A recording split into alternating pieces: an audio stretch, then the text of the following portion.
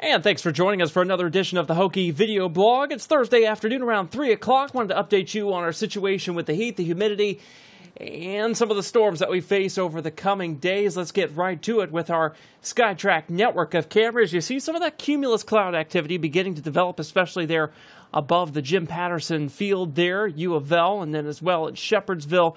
Not a whole lot of elevation to these cumulus clouds at this point, so not an immediate storm threat for those locations.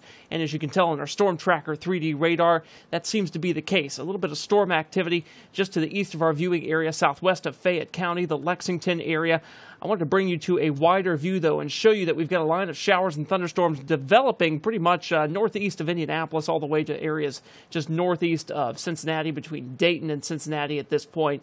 And you can tell that we've also got some of this pushing outward of the clouds here. And this is kind of a leftover boundary from last night's storm activity into early this morning. This could be a focus for further storm activity as we go throughout the afternoon. You can kind of see more of a westerly flow toward Evansville and some of these clouds out here, some of the cumulus clouds, and then the westerly push from the east of that boundary. So that may provide just a little bit of a focus for some of these showers and storms to get going. That's why we've been saying today that I think areas northeast of Louisville are going to be the greatest threat of any storm activity that does form, and that appears to be the case still if we do get some storms to form. Even still, there is a chance that these storms may have trouble forming because of the outflow kind of overturning the atmosphere, if you will, kind of limiting instability. We'll see how that goes throughout the afternoon. It is 3 o'clock, so this will be about the time that we begin to see things pop, and I don't see a whole lot going on in these cumulus clouds here across the area that would lead me to believe that we're at an imminent threat of storms here in the next, I'd say, hour or so. But certainly some could fire off tonight.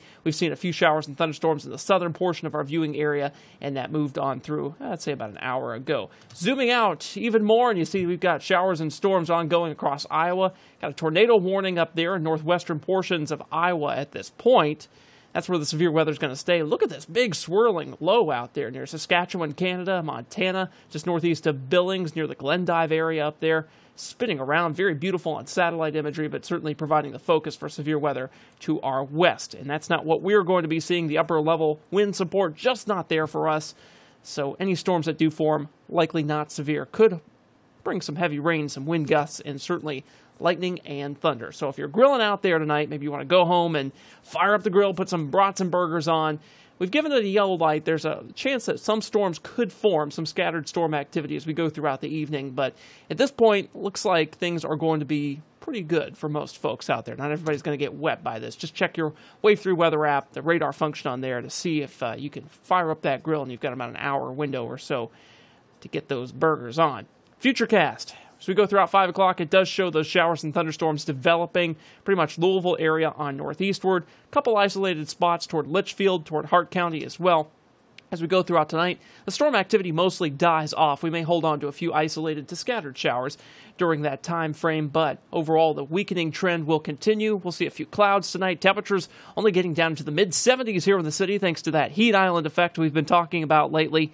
Upper 60s to near 70 in the suburbs and outlying areas. Cold front approaches as we go throughout tomorrow. This cold front's not going to be very strong. It'll be still in a weakening state as it moves through, but it will be a focus for thunderstorms, and we've increased those thunderstorm chances throughout that time frame thanks to that, and an upper level disturbance moving through. The front fades, it moves eastward, and then by Saturday and Sunday, we kind of lose that focus for storm activity. So I think during those time frames, during the weekend, the storm chances will be lower, and the temperatures, they'll take a couple degrees off of those. I do think we will get back into the 90s, though, as we go into the next work week. Over the weekend, upper 80s appear to be a good bet at this time. So kind of a summer-like typical pattern setting up for this time of year. It is a few degrees above where we should be in that humidity. Yeah, it's still pretty high out there as well with those dew points in the 70s, and we don't see any big relief from that anytime soon. Just a very small reprieve as we go into the weekend. So at least we've got the weekend to look forward to for some slightly better weather out there. Summer, of course, starts officially on your Saturday. Hope you get out there and enjoy the weather, even though it is a little bit on the humid and hot side. For now, I'm meteorologist Ryan Hoke, and we will have news and weather for you coming up on Wave 3 News starting at 5.